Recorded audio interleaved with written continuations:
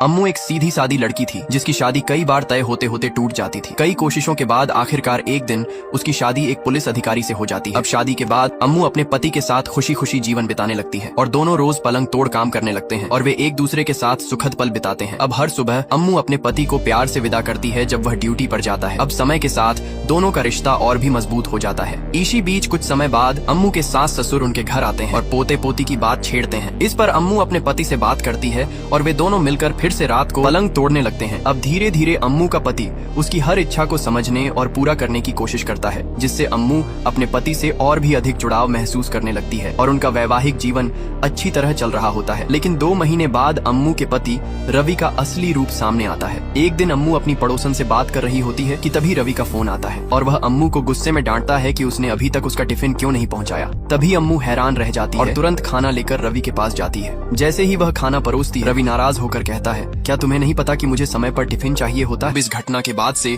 अम्मू को रवि पर शक होने लगता है। फिर रात को अम्मू रवि को खुश करने की कोशिश करती है ताकि उनके रिश्ते में सुधार हो सके, लेकिन रवि गुस्से में कहता है, हर दिन बस अपनी प्यास बुझानी है क्या? एक दिन न बुझी तो क्या हो जाएगा? तभी यह सुनकर अम्मू चुपचाप उदास होकर बैठ जाती है। अब कुछ दिनों बाद जब अम्मू और रवि अपने परिवार के साथ पार्टी में होते हैं तो रवि सबके सामने अम्मू की बेइज्जती कर देता है। तभी अम्मू बिना कुछ कहे सब कुछ सहती रहती है। फिर उसी रात रास्ते में इसी बात को लेकर दोनों में झगड़ा हो जाता है और गुस्से में रवि अम्मू को बीच सड़क पर छोड़कर चला जाता है, जिससे अम्मू किसी तरह ऑटो से घर लौटती है। फिर घर पहुंचते ही रवि उस पर खाने की प्लेट फेंक देता है, जिससे अम्मू बुरी तरह डर जाती है। अब अगले दिन जब अम्मू के माता पिता घर आते हैं तो रवि उनके सामने ऐसा दिखावा करता है जैसे कुछ हुआ ही ना हो। अगले दिन जब रवि मछली साफ कर रहा होता है तभी उसे अम्मू के रोने की आवाज सुनाई देती है। रवि चुपचाप रहकर अम्मू की बातों को सुनने लगता है। जैसे ही अम्मू के माता पिता वहाँ से चले जाते हैं, रवि गुस्से में आकर अम्मू को घूरने लगता है। कुछ देर बाद वह अम्मू से पूछता है, तुमने अपनी माँ से मेरे बारे में क्या क्या कहा? इस पर अम्मू जवाब देती है, मैंने तुम्हारा नाम लेकर कुछ नहीं कहा। लेकिन रवि को उसकी बात पर भरोसा नहीं होता और वह गुस्से में आकर उसे थप्पड़ मार देता है। अम्मू रोती हुई वहाँ से चली जाती है और अपने कमरे में जाकर आईने में उस थप्पड़ के निशान को देखती है और फूट फूट कर रोने लगती है। एक दिन जब अम्मू खड़े खड़े रवि की शर्ट में बटन टांक रही होती है तभी सुई गलती से रवि की त्वचा में चुभ जाती है। इस पर रवि गुस्से में आकर अम्मू को मारने लगता है और उसे बुरा भला कहता है। तभी रवि की कुछ जरूरी फाइलों में आग लग जाती है, जिससे वह और ज्यादा भड़क उठता है और बेल्ट से अम्मू को पीटने लगता है। अब अम्मू की हालत बहुत खराब हो जाती है। इन सबसे तंग आकर